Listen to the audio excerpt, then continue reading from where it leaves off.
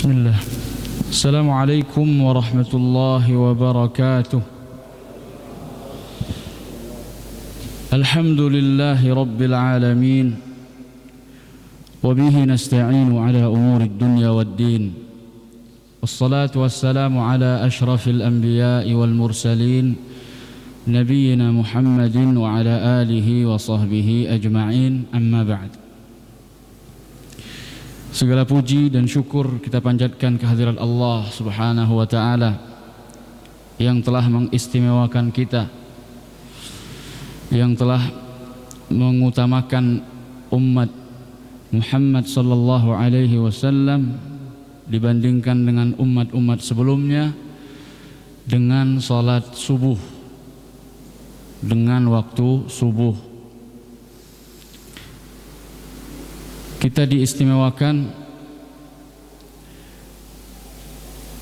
dengan keistimewaan subuh. Wa Qur'an al-Fajr, dengan bacaan di waktu subuh. Inna Qur'an al-Fajr kana mashhuda. Sesungguhnya bacaan salat subuh itu disaksikan oleh para malaikat. Padahal kita tahu bahwa minimal malaikat itu menyaksikan di salat asar dan salat subuh. Ketika terjadi pergantian antara malaikat yang menjaga manusia antara siang dan malam.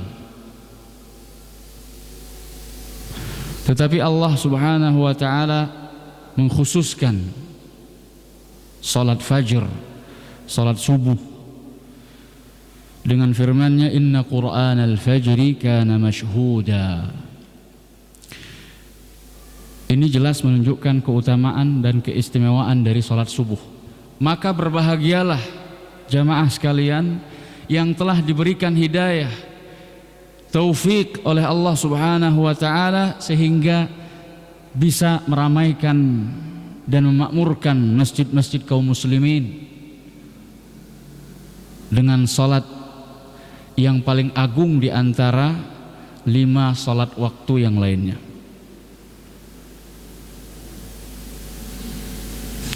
Kemudian salat subuh adalah salat yang satu-satunya yang tidak bisa dijamak dengan salat fardu lainnya. Ini menunjukkan keistimewaan. Ketika Allah menyebutkan 5 salat fardu, Allah menggandengkan, mengumpulkan 4 waktu salat, dan Allah memisahkan waktu subuh. Aqimis salata lidulukis syamsi ila ghasaqil lail. Tegakkanlah salat sejak tergelincirnya matahari ke arah barat, menunjukkan waktu zuhur, ila ghasaqil lail, sampai gelap malam, yaitu waktu isya. Wa Qur'an al-Fajr. Allah pisahkan dengan huruf waw. Ini menunjukkan kalau waktu subuh adalah waktu yang istimewa. Kemudian salawat beriring salam jamaah sekalian, marilah kita mohon kepada Allah agar tetap tercurahkan untuk Nabi kita yang mulia, Nabi Muhammad sallallahu alaihi wasallam, beserta keluarga beliau dan para sahabatnya semua. Ma'asyiral muslimin wal muslimat, jamaah salat subuh Masjid Agung Baitus Salam Purwokerto yang dimuliakan Allah Subhanahu wa ta'ala. Hijrah Nabi sallallahu alaihi wasallam merupakan awal kemenangan Islam. Di waktu-waktu sekarang ini, sekarang tanggal 20 Safar 1442 Hijriyah. Kalau kita kilas balik 14 abad lebih yang lalu, saat-saat sekarang ini adalah saat-saat gentingnya Rasulullah sallallahu alaihi wasallam. Saat-saat titik kulminasi pertarungan antara al-haq dan batil. Rasulullah sallallahu alaihi wasallam di akhir bulan Safar, saat-saat diizinkan oleh Allah Subhanahu wa taala untuk hijrah. Karena pada waktu itu sebagian para sahabat sudah hijrah terlebih dahulu. Di antara yang pertama hijrah ke Madinah adalah Abu Salamah. Kemudian para sahabat yang lain termasuk Umar bin Khattab, Utsman bin Affan dan yang lainnya. Tinggal Rasulullah sallallahu alaihi wasallam, Abu Bakar, Ali bin Abi Thalib.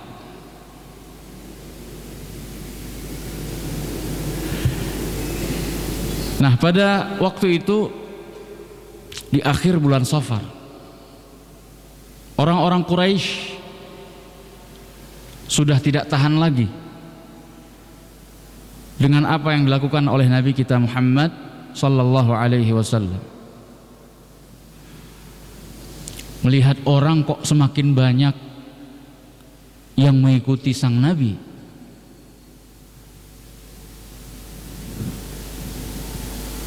Kemudian mereka bermusyawarah di sebuah tempat yang bernama Darun Nadwah, sebuah ruangan atau bisa dikatakan rumah, Darun Nadwah, yang sengaja dibangun oleh kakek Nabi sallallahu alaihi wasallam yang ketiga.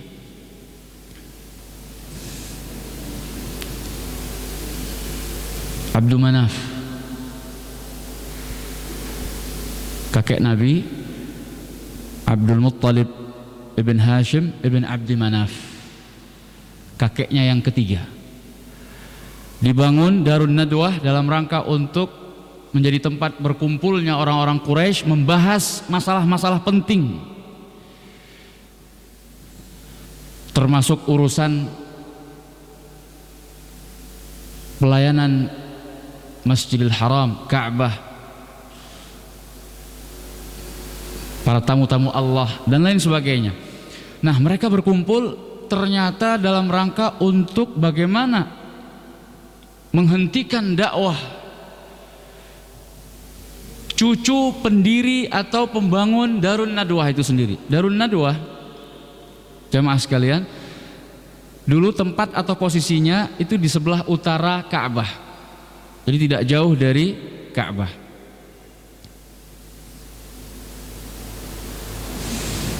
Nah, di sana mereka berunding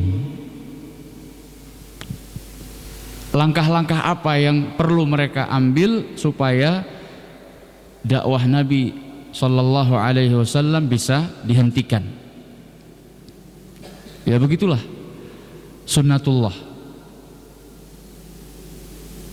Al-haq pasti ada yang mencekal kebenaran. Ketika akan disampaikan, terkadang di sana banyak musuh-musuh, ada orang yang tidak senang. Begitu pula dengan Nabi kita sallallahu alaihi wasallam. Alhasil, singkatnya, di sana ada 3 ide, 3 gagasan, 3 usulan. Usulan yang pertama, bagaimana caranya kalau Muhammad itu dipenjarakan saja.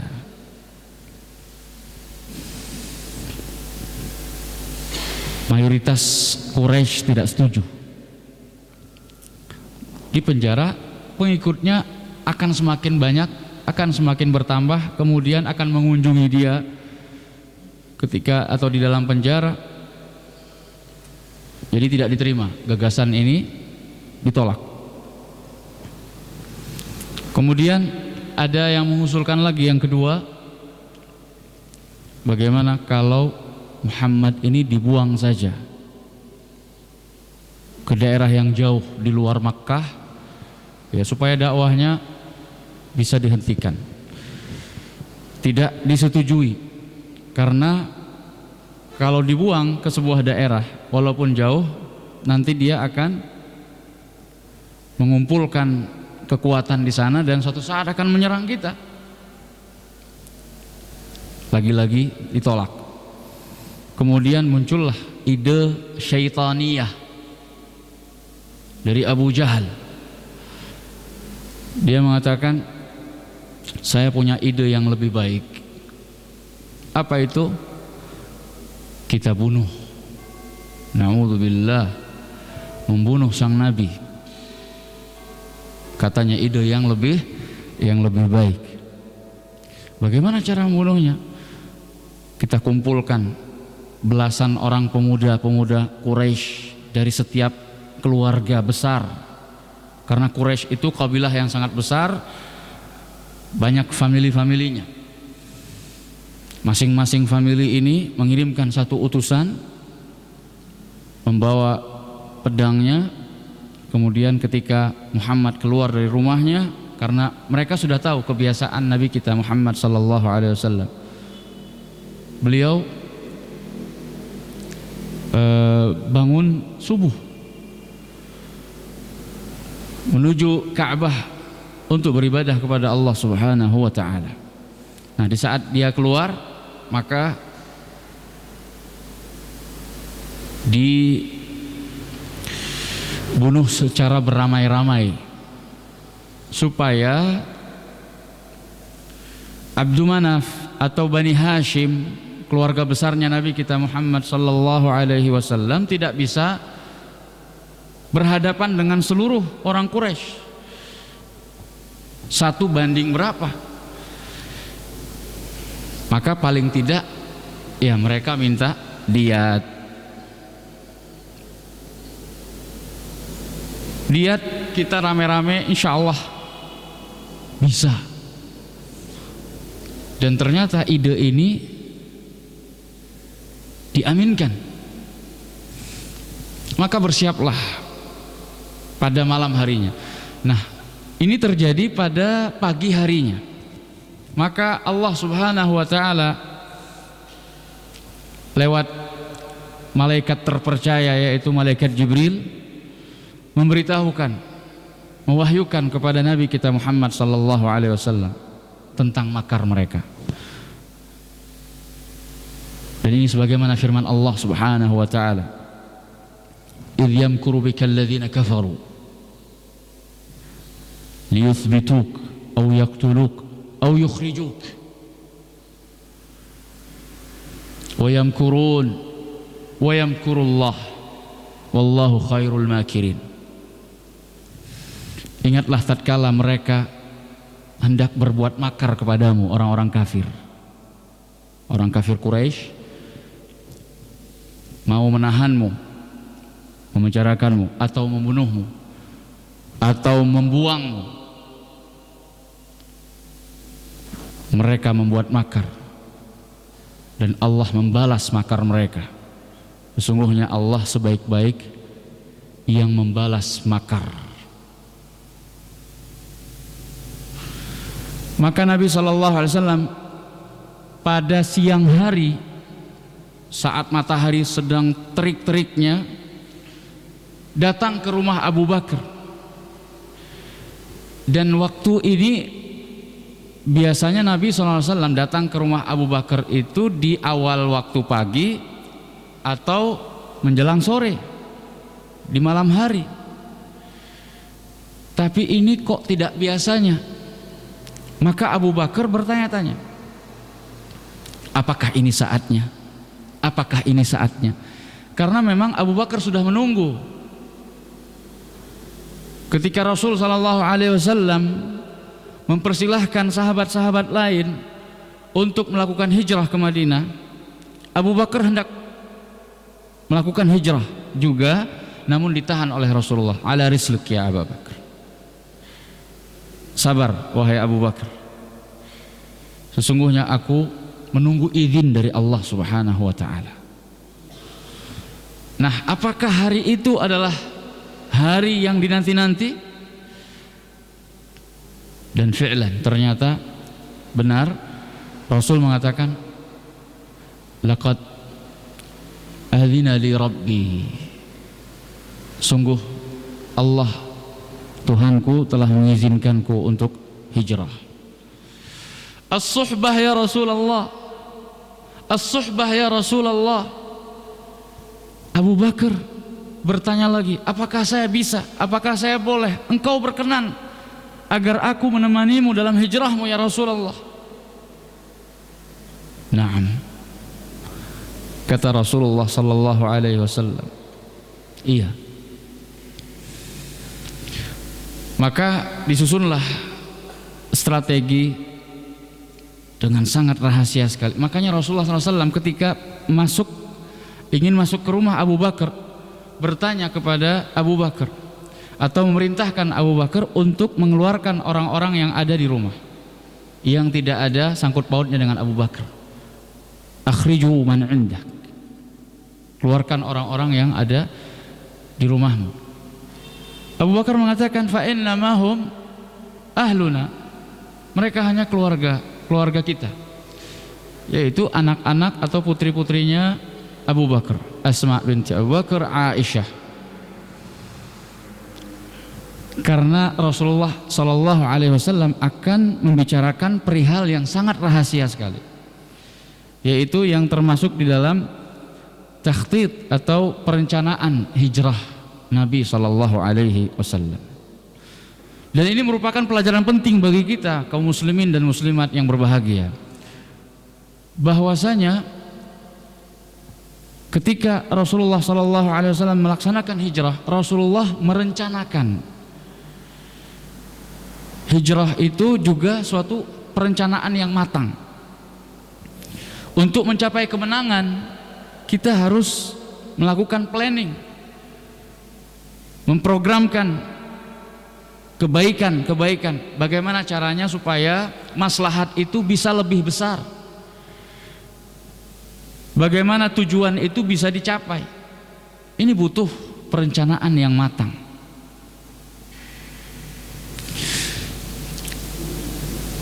Di sisi lain, orang-orang kafir Quraisy sudah siap-siap di malam itu dengan para pemuda mengepung rumah Rasulullah sallallahu alaihi wasallam. Dan di antara perencanaan Rasul sallallahu alaihi wasallam adalah memerintahkan Ali bin Abi Thalib untuk tidur di ranjangnya Rasulullah sallallahu alaihi wasallam, mengenakan selimut yang biasa digunakan oleh Rasul sallallahu alaihi wasallam. Ini supaya orang-orang kafir Quraisy itu, Muhammad masih tidur, masih ada di rumah. Padahal Rasulullah sallallahu alaihi wasallam keluar rumahnya tanpa diketahui, dilihat oleh orang-orang Quraisy. Dan ini merupakan penjagaan Allah Subhanahu wa ta'ala.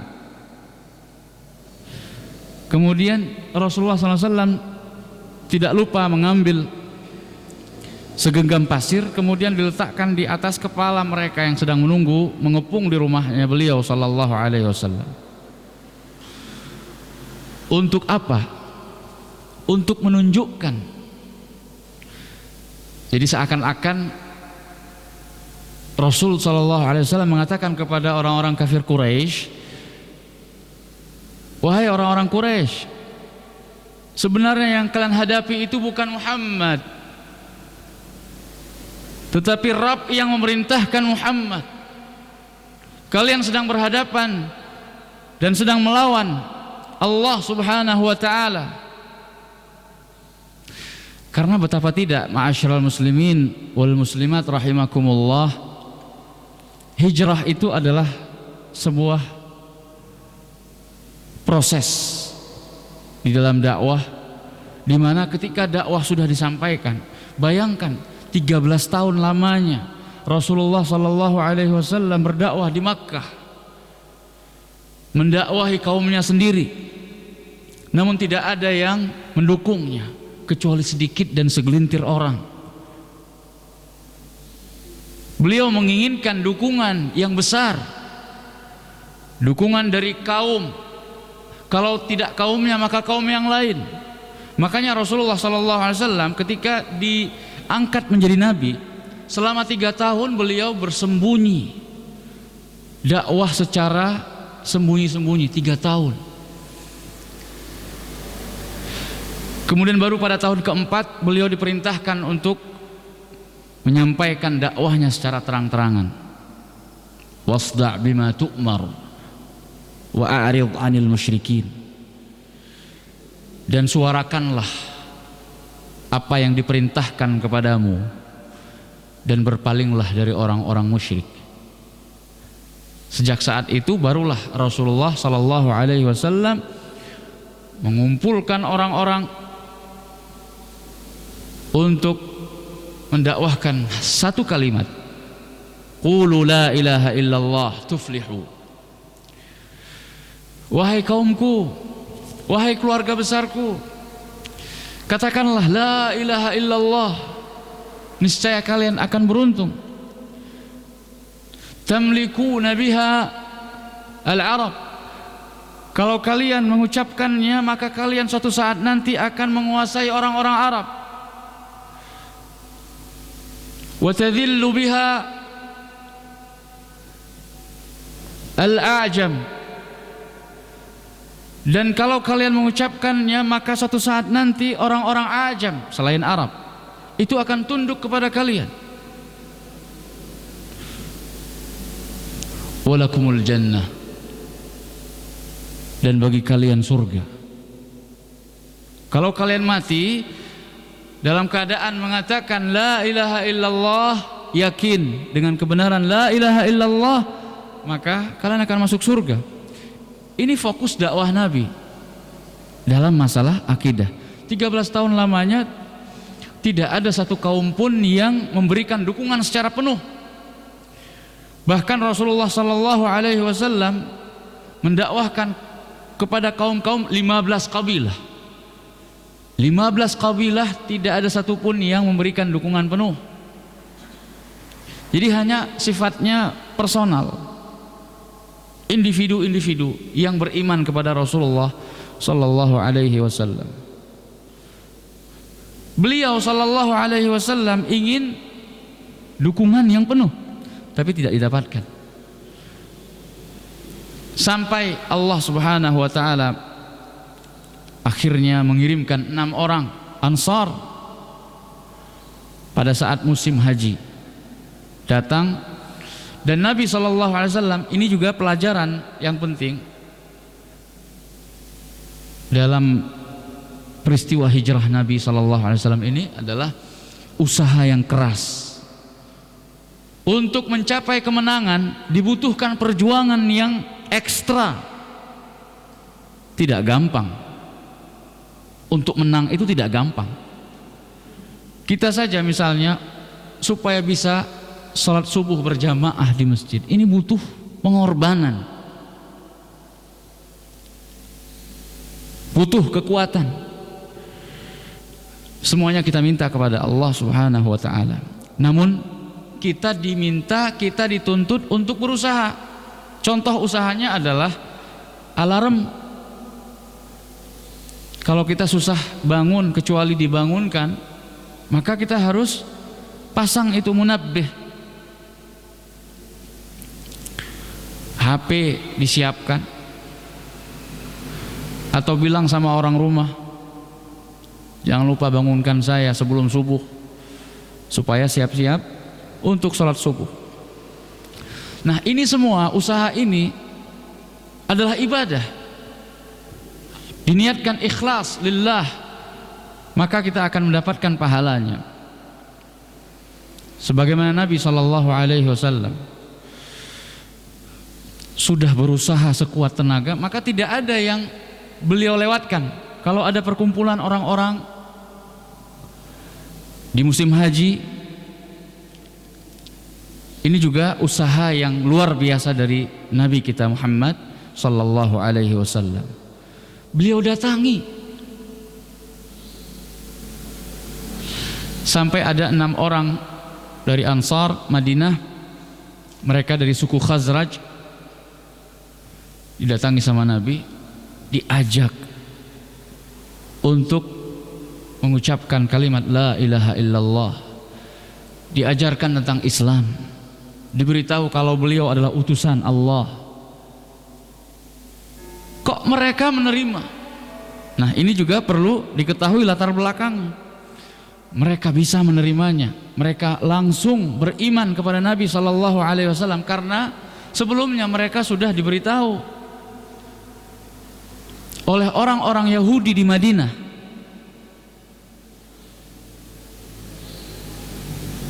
bahwa suatu saat nanti akan muncul Nabi akhir zaman. Kami akan memerangi kalian, wahai orang-orang Arab, bersama Nabi tersebut, seperti perang yang dilakukan kepada kaum Ad dan kaum Iram, Dzatil Imad. Jadi perangnya luar biasa. Nah, orang-orang Yahudi sudah menanti kedatangan sang Rasul. Jadi orang-orang Arab ke Mekah dalam rangka untuk menunaikan haji, orang Yahudi tidak. Makanya di musim haji, ketika ada berita seseorang mengaku sebagai Nabi dan Rasul, ini kesempatan orang-orang Yathrib atau orang-orang Ansar untuk beriman kepada Nabi tersebut. Bahkan di antara mereka mengatakan, jangan sampai kita didahului oleh orang-orang Yahudi. Maka mereka langsung beriman, percaya, dan memang melihat langsung bagaimana Rasulullah SAW, kejujuran beliau, kemudian apa yang disampaikan oleh beliau, sesuatu yang tidak bertolak belakang dengan fitrah. Ibadah hanya kepada Allah, jangan kepada Latta, Manat, Uzza. Itu orang-orang saleh yang sudah meninggal kemudian diibadahi dengan cara bertawassul kepada mereka agar doa yang mereka sampaikan kepada Allah cepat terkabulkan. Awalnya kan begitu kesyirikan, tapi makin lama patungnya yang disembah, patungnya yang diagungkan, bernazar di dekat patungnya Hubal.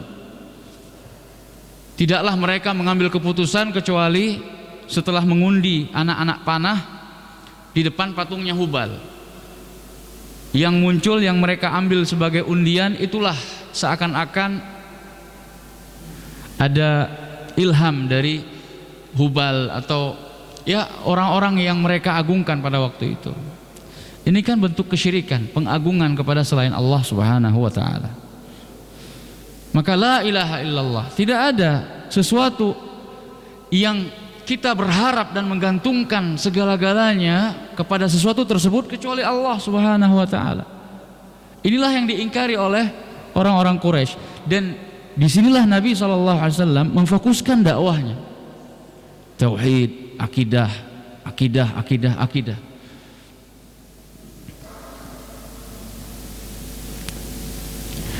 Ma'asyiral muslimin wal muslimat rahimani wa rahimakumullah. Kalau kita berbicara tentang faidah dan pelajaran yang bisa dipetik dari peristiwa hijrahnya Nabi SAW, ini sangat banyak sekali.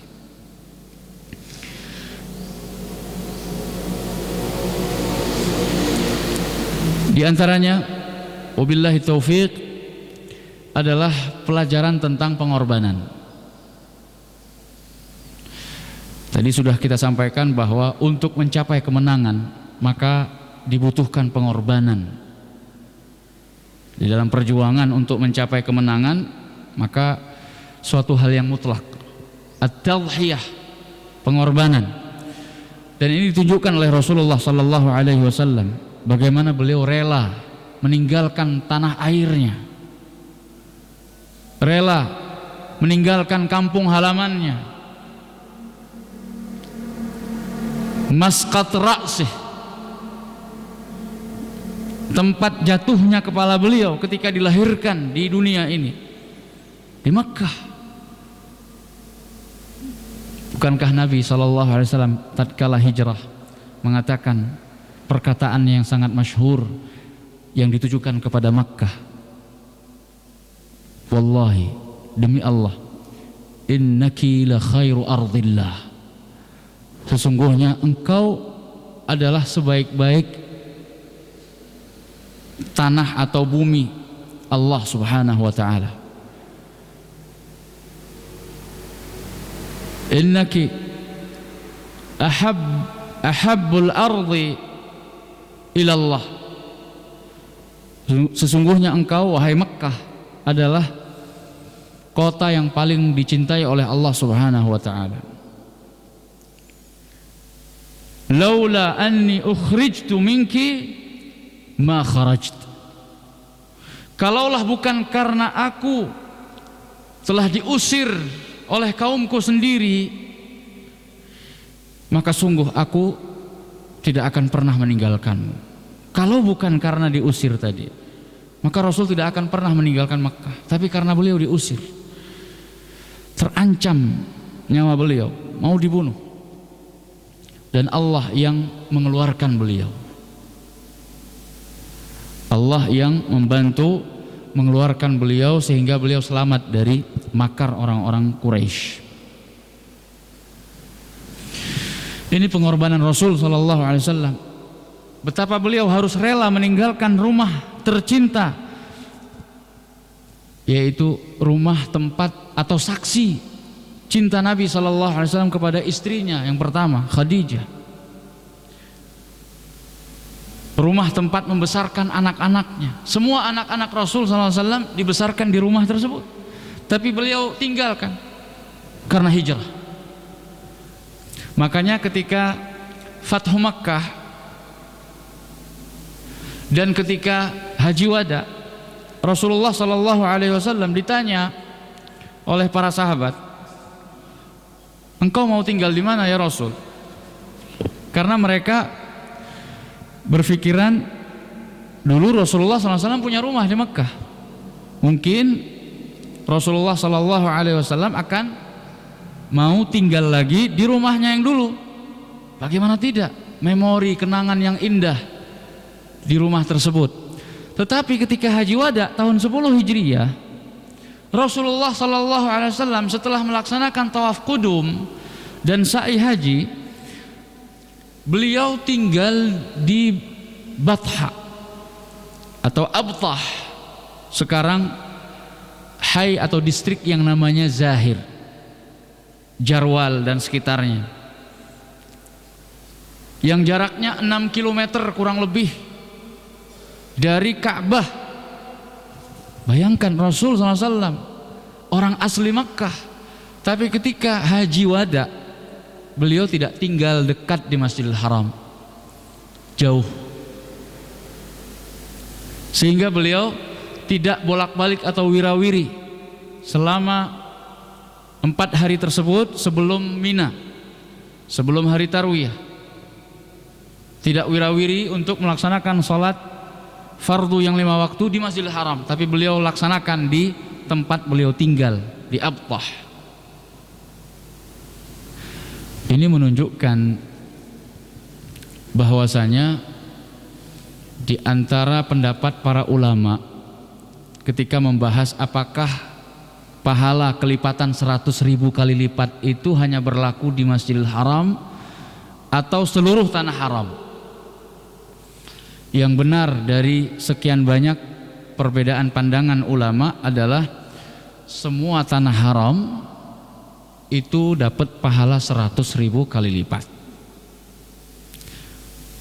Makanya bagi jamaah haji atau umrah yang kebetulan mendapatkan tempat atau pemondokan yang jauh dari Masjidil Haram, jangan bersedih. Justru dengan belajar sirah Nabi jadi tahu ternyata Rasul SAW ketika haji wada juga tinggalnya nggak dekat dengan Ka'bah.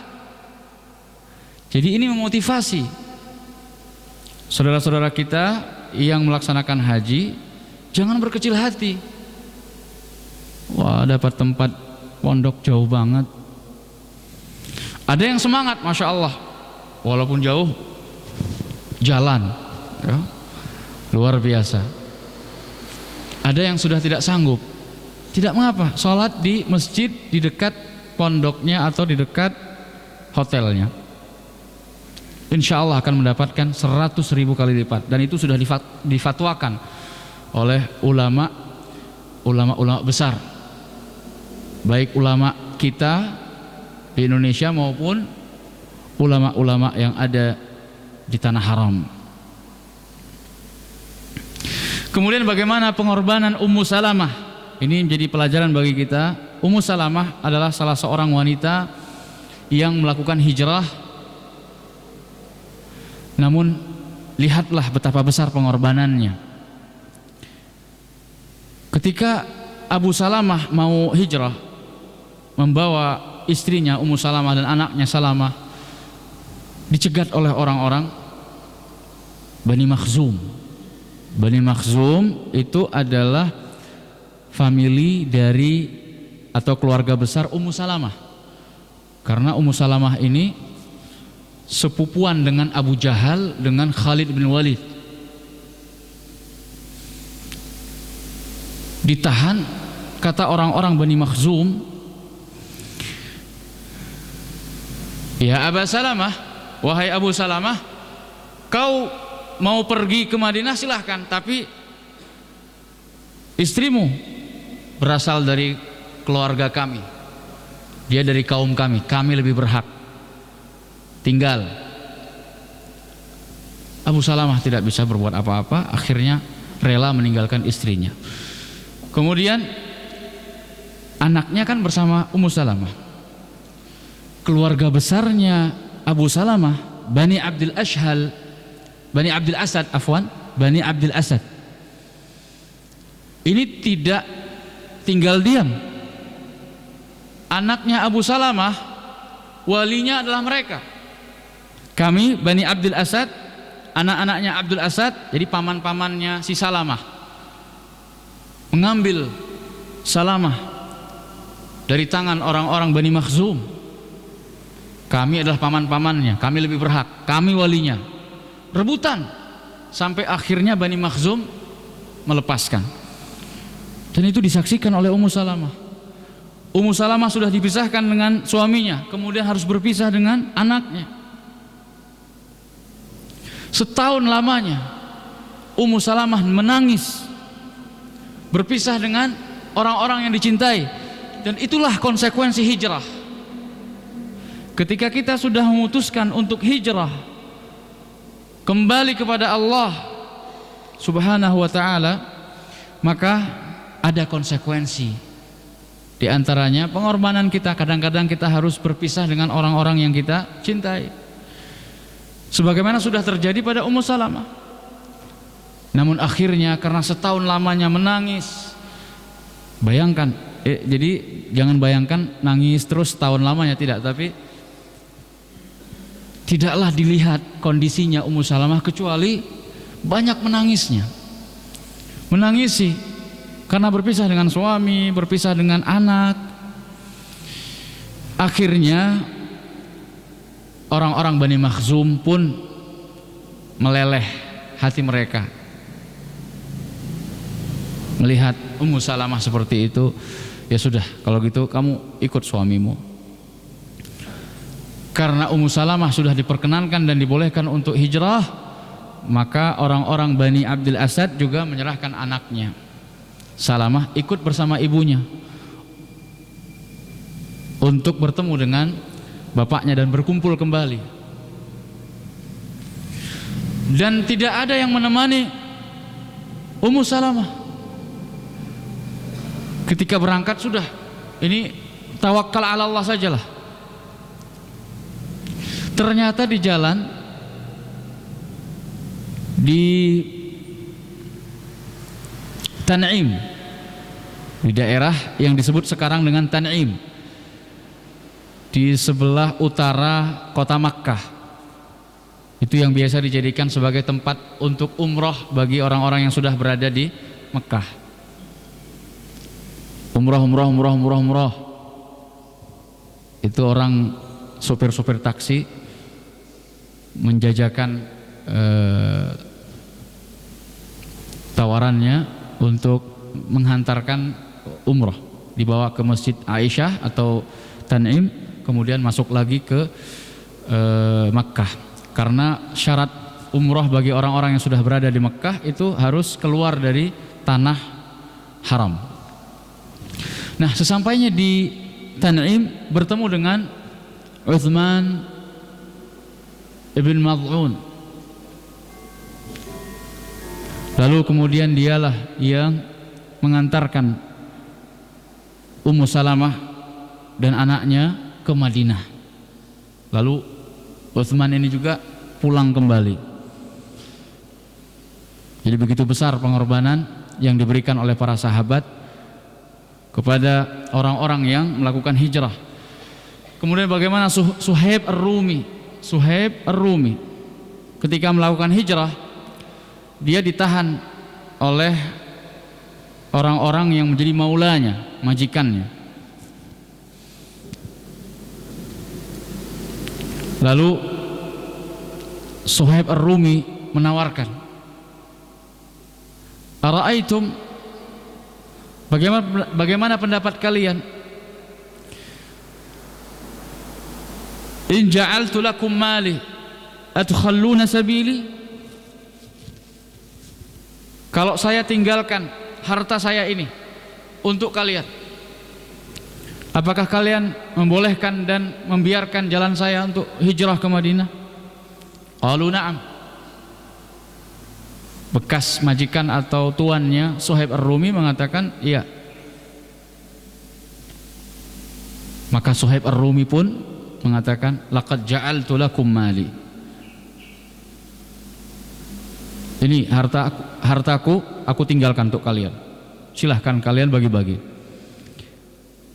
Jadi hijrah tanpa membawa harta, mengorbankan harta. Sampai ketika datang ke Madinah dan didengar kisahnya oleh Nabi SAW, apa kata Nabi? Rabiha Suhaib, Rabiha Suhaib. Telah beruntung Suhaib, telah beruntung Suhaib. Jadi seakan-akan ada ribah, untung. Jadi sebenarnya kita itu berdagang dengan Allah Subhanahu wa taala. Kita sekarang ini hamba-hamba Allah Subhanahu wa taala pada hakikatnya adalah sedang melakukan perdagangan dengan Allah Subhanahu wa taala. Mana dalilnya? Akadnya adalah, ya ayyuhalladzina amanu hal adullukum ala tijaratin tunjikum min adzabin alim.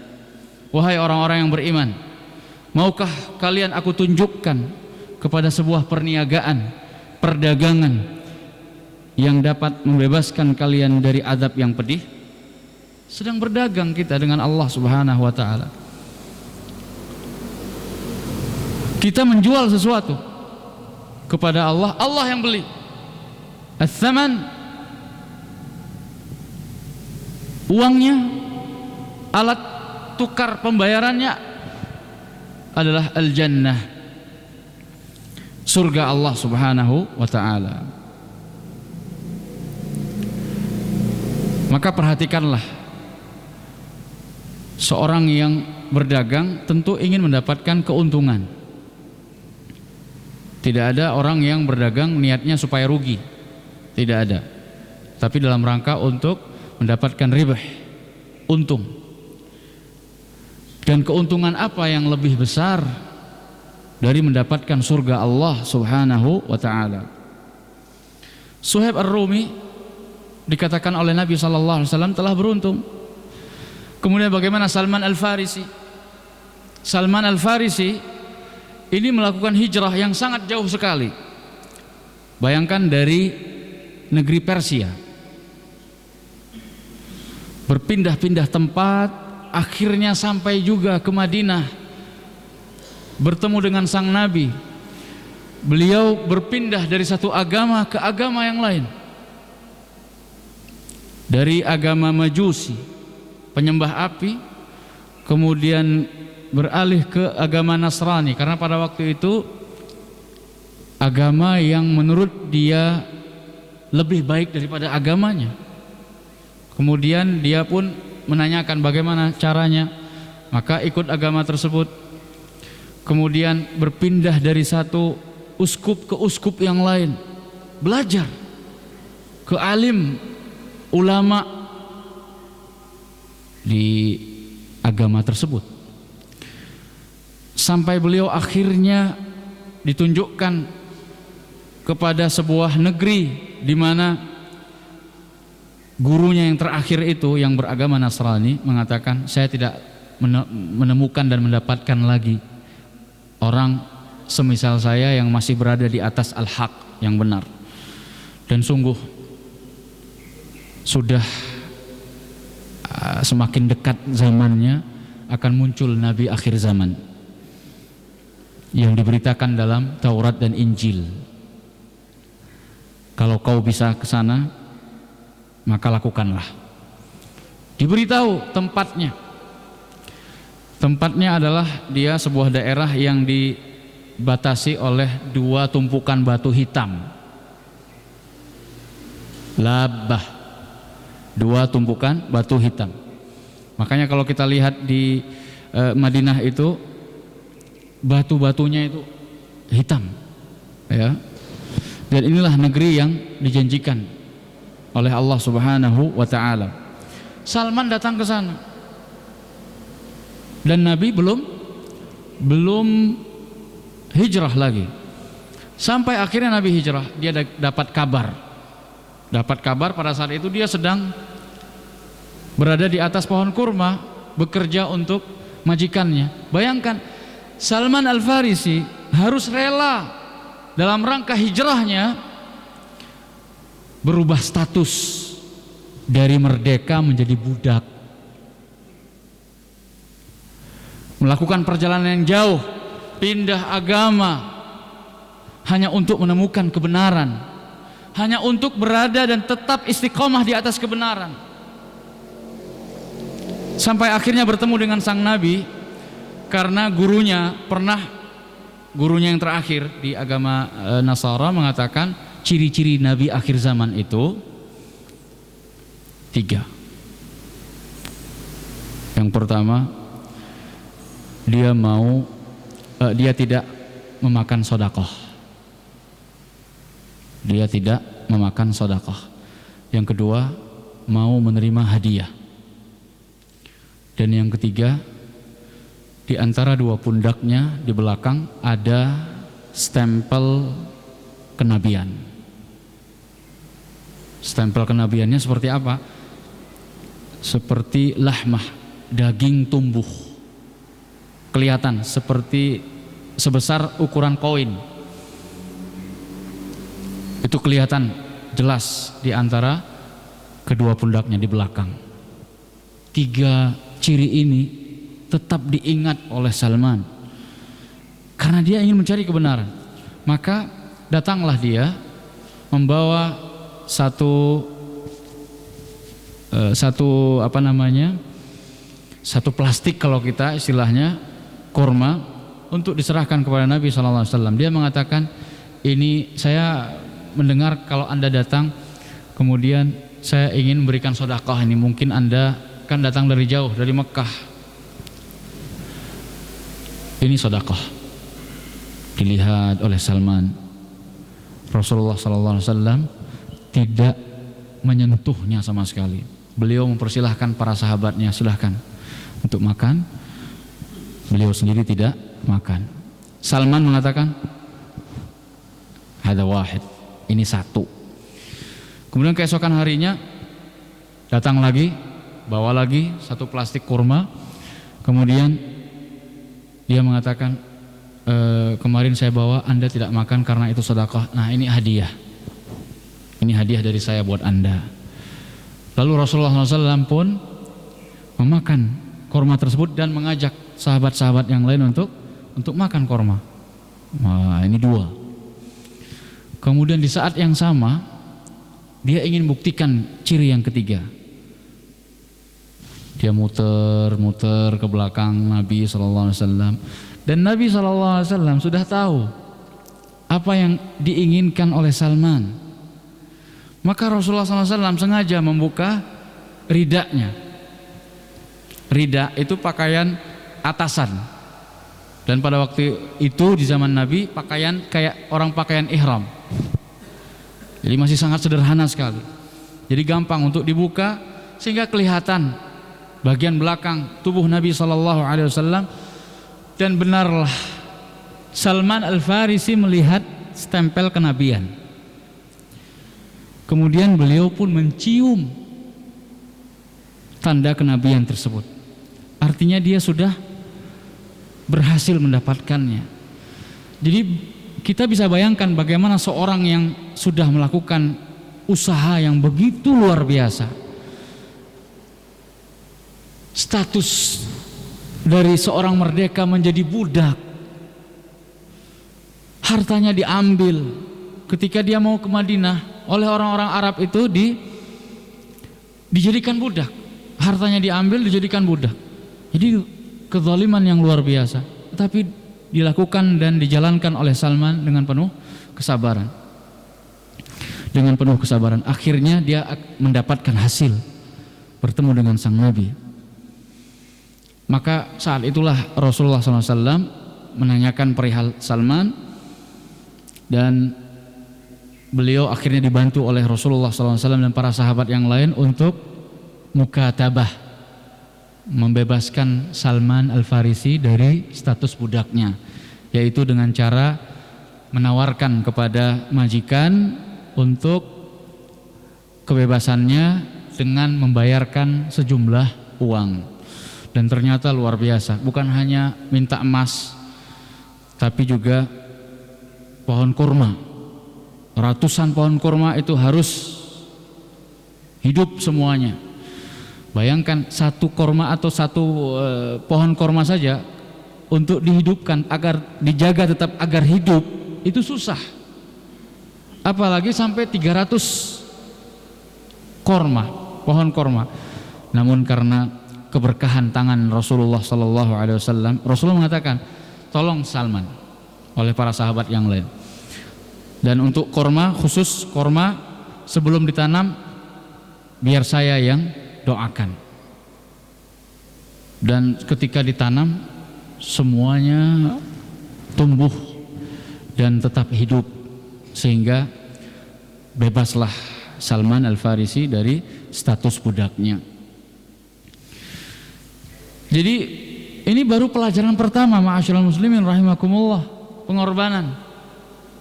Dan masih banyak sahabat-sahabat yang lain ketika melakukan hijrah, tidak sedikit mereka mengorbankan apa yang bisa mereka korbankan. Demikian juga kita, ketika kita ingin mendapat dan mencapai kemenangan, maka tidak bisa tidak, harus berkorban. Kemudian yang terakhir pada kesempatan kali ini, karena sebentar lagi mau syuruk,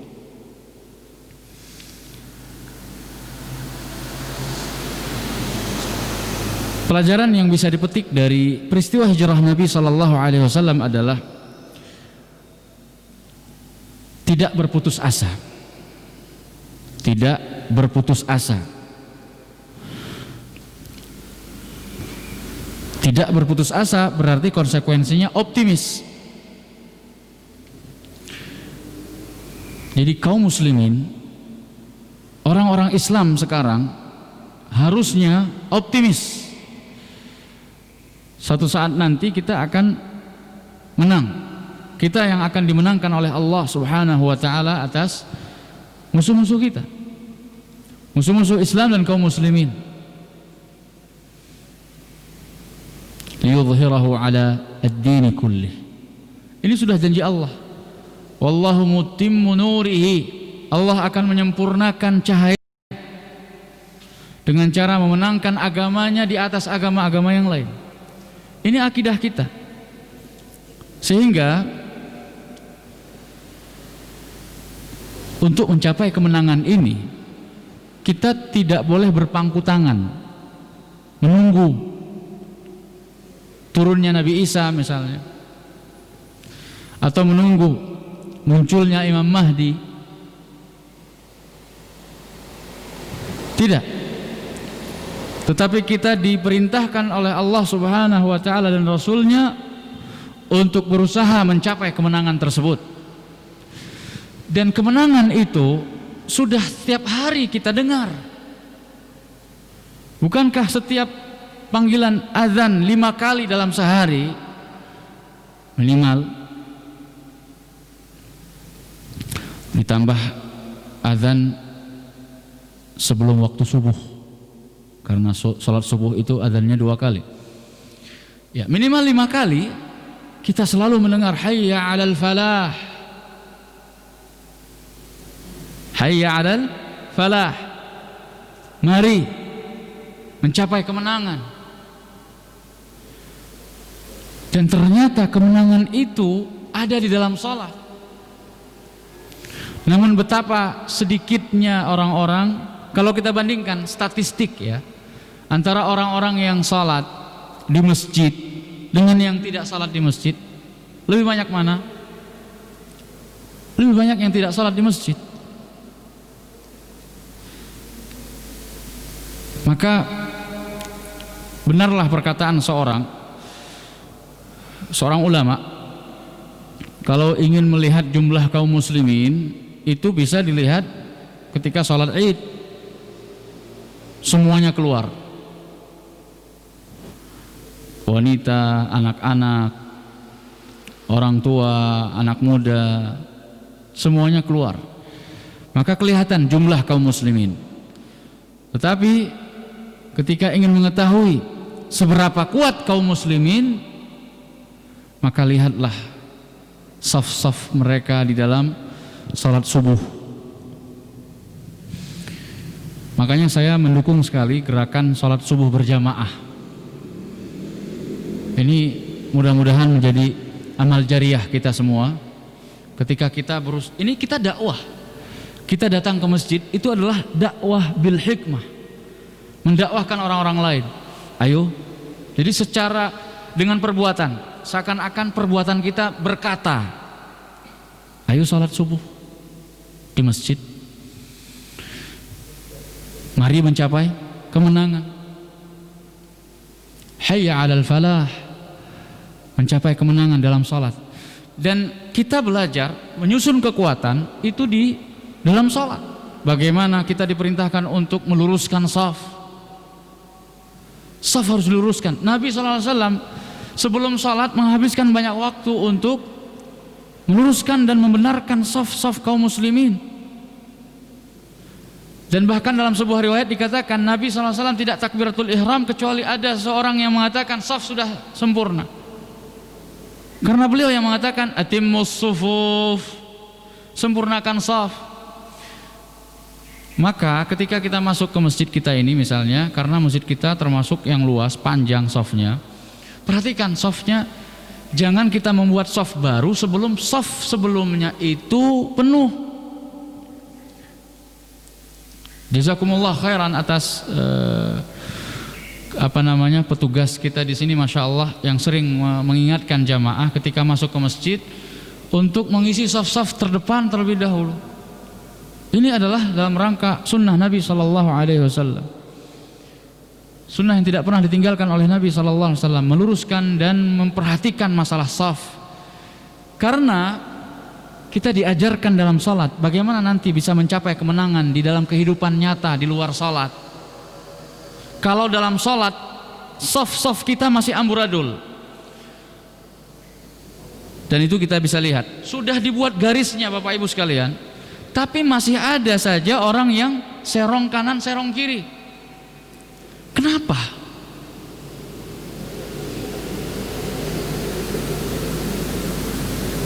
Baik, kita ikuti, mau serong kanan silahkan, semua serong kanan. Karena memang ketika beberapa aplikasi ya di Google itu, dilihat arah kiblat, ternyata di sebuah masjid misalnya kiblatnya seharusnya agak serong. Monggo serong ke kanan sedikit misalnya. Silahkan buat garis, tetapkan ini kiblat kita. Sudah. Kalau sudah dibuatkan serong, kok malah serong lagi? Ini kan ada apa atau penyakit apa ini? Kita bukan anti serong. Kalau memang seharusnya harus serong misalnya. Tidak. Bagaimana kita bisa bersatu di luar salat? Di dalam salat saja kita tidak bisa bersatu. Makanya Rasulullah SAW mengatakan, la takhtalifu dalam shaf. Ketika mau salat, jangan berselisih di dalam shaf-shaf kalian. Fatakhtalifa qulubukum. Karena kalau kalian berselisih secara zahir, secara penampakan, maka yang di dalam juga akan ikut bisa berselisih. Bagaimana tidak kalau seandainya nanti sesudah pandemi atau ketika wabah ini berakhir, kita kembali normal, shafnya kembali rapat, kita melihat di sebelah kanan kiri kita kok ada yang serong tidak sesuai dengan arah kiblat yang sudah ditentukan misalnya. Ini kan menimbulkan tanda tanya di dalam hati. Takhtalif qulubukum. Maka diusahakan oleh Nabi SAW bagaimana keadaan dalam shaf. Bahkan Nabi SAW mengajarkan bagaimana ritme mengikuti imam. Karena di dalam proses mengikuti imam itu ada 4 hal. Yang pertama, dan semuanya tidak boleh kecuali 1. Dari keempat hal ini yang diperbolehkan dan memang dianjurkan hanya 1. Yang pertama, musabaqah. Musabaqah imam tidak boleh, haram. Melakukan gerakan lebih dahulu daripada imamnya haram, batal salatnya, sepakat para ulama. Yang kedua, mukhalafatul imam. Mukhalafatul imam. Jadi sangat terlambat mengikuti imam. Imamnya sudah duduk di antara 2 sujud, dia masih sujud. Ada yang beralasan, biar lama saya berdoa. Imamnya sudah duduk di antara 2 sujud, bahkan mau sujud lagi, dia masih sujud. Masih 1 rukun, ketinggalannya masih 1 rukun, nggak apa-apa. Duduk, imamnya sudah sujud, kemudian dia sujud. Imamnya sudah bangkit kembali untuk rakaat kedua atau seterusnya, dia masih sujud. Dalam hati mengatakan, paling masih baca Al-Fatihah, masih bisa terkejar. Ini namanya mukhalafatul imam, tidak boleh. Walaupun tidak sampai membatalkan sholat, makruh kata para ulama, khususnya mazhab Syafi'i. Kemudian yang ketiga, muwafaqatul imam. Muwafaqatul imam, bareng dengan imam. Jadi imam mengatakan ketika ruku, Allahu Akbar, makmum juga dalam waktu yang bersamaan dengan imam, Allahu Akbar, Sami'allahu liman hamidah. Ketika sujud juga demikian. Ini minimal hukumnya makruh kecuali untuk takbiratul ihram dan salam. Kecuali untuk takbiratul ihram dan salam. Kalau berbarengan dengan imam takbiratul ihramnya, salatnya la tan'aqid. Belum dimulai lagi salatnya. Enggak sah. Karena takbiratul ihram harus dilaksanakan setelah imam. Dan salam tidak boleh berbarengan dengan imam. Assalamualaikum warahmatullahi. Karena kalau salam berbarengan dengan imam, dia sudah menyelesaikan salat padahal imamnya belum selesai salat. Makanya dikecualikan. Hukumnya minimal makruh kecuali 2. takbiratul ihram dan salam, tidak boleh muwafaqatul imam, tidak boleh berbarengan dengan imam. Dan ini banyak terjadi ketika salam khususnya dan ketika salat di Masjidil Haram khususnya. Saya melihat sendiri orang-orang berlarian. Imam baru assalamualaikum, baru sudah langsung meloncat dan berebut untuk bisa dapat mencium Hajar Aswad. Coba bayangkan, rela meninggalkan sesuatu yang wajib hanya gara-gara sesuatu yang sunnah. Di mana manhajnya? Bagaimana metode beragamanya seperti itu? Siapa yang mengajarkannya? Makanya kita perlu banyak belajar lagi. Itu tidak sah kalau salamnya seperti itu. Dan yang terakhir, dan ini yang diperbolehkan dan ini yang seharusnya, mutaba'atul imam, mengikuti imam. Mengikuti, yang namanya mengikuti sesudah imam tersebut melakukan perbuatan salat tadi. Jadi ketika sudah ruku, Allahu Akbar, baru makmum ruku. Sami'allahu liman hamidah, Rabbana walakal hamd, Allahu Akbar, Allahu Akbar. Begitu. Itu yang namanya mutaba'ah. Rasulullah SAW mengajarkan hal itu sampai sedetil-detilnya. Agar apa? Agar umat ini bersatu dalam salatnya. Kalau salat kita sudah terasa persatuan dan kesatuannya, insya Allah bisa diaplikasikan dan disalurkan ke hal-hal yang lain di luar salat. Mudah-mudahan kesempatan dan pertemuan pertama ini, dan ini merupakan kajian perdana kita, bisa memberikan motivasi dan semangat kepada kita semua agar kita insya Allah bisa mencapai kemenangan-kemenangan yang sudah dijanjikan oleh Allah Subhanahu wa taala. Mari kita belajar dari hijrah Nabi sallallahu alaihi wasallam, karena di sana sungguh dan sangat banyak pelajaran-pelajaran dan ibrah yang bisa diambil. Yang saya sampaikan ini hanya setakat dan sekelumit saja. Mudah-mudahan ada waktu yang lain insya Allah akan kita lanjutkan dengan tema-tema yang lainnya. Barangkali saya sesuaikan. Jadi ini tematik. Kenapa saya ambil hijrah? Karena Nabi SAW itu sampainya di Madinah pada tanggal 12 Rabiul Awal.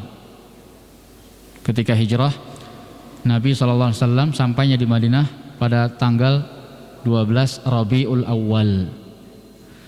Berarti sebelumnya, karena perjalanan Makkah ke Madinah itu membutuhkan waktu kurang lebih 10 hari. Makanya di waktu-waktu akhir Safar inilah sebenarnya mulainya Nabi SAW melakukan hijrah. Namun Nabi tidak langsung menuju ke Madinah, dan ini diantara strategi dan taktik Nabi. Nabi ke selatan dulu, bersembunyi di gua Thaur selama 3 hari dalam rangka untuk mengelabui orang-orang Quraisy. Namun ternyata orang Quraisy juga mencari ke arah selatan, luar biasa. Jadi Allah Subhanahu wa taala memang yang melindungi nabinya. Sudah direncanakan sematang-matangnya, tetapi ada saja celah di mana rencana tersebut tidak sesuai mungkin atau akan bisa digagalkan.